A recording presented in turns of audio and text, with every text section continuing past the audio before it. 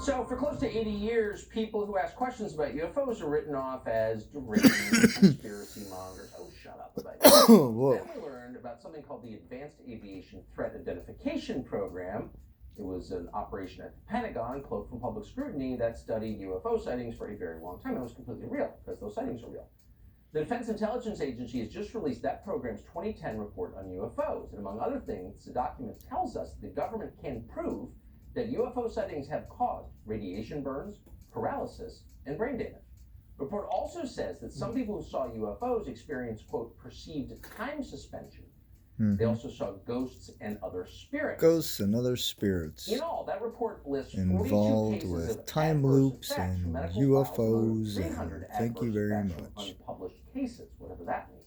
Lou Elizondo knows what it means because he used to run the Advanced Aviation Threat Program. We're happy to have him on tonight. Lou, thanks so much for coming on. So, I mean, this was a feature of people's firsthand accounts going back 50 years to the 60s. You know, I saw this thing and I had these physical effects. I guess that turns out to be real. Tell us about these effects.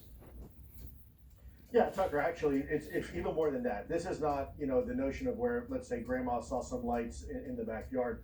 These are military eyewitnesses. In some cases, they're fighter pilots or they're security personnel that have come up close and personal with a UAP, or I guess in the vernacular, UFO. And in some cases, they have sustained significant, some sort of medical trauma, something that can be looked at and quantified and qualified and measured as some sort of biological effect, that they didn't suffer these consequences until they came up close and personal to a UFO. And by the way, let me just say, this isn't pseudoscience. You know, for you're absolutely right in your intro.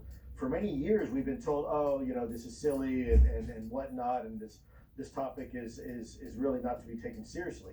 Look, I was part of the program. I ran the program for a better part of 8 years.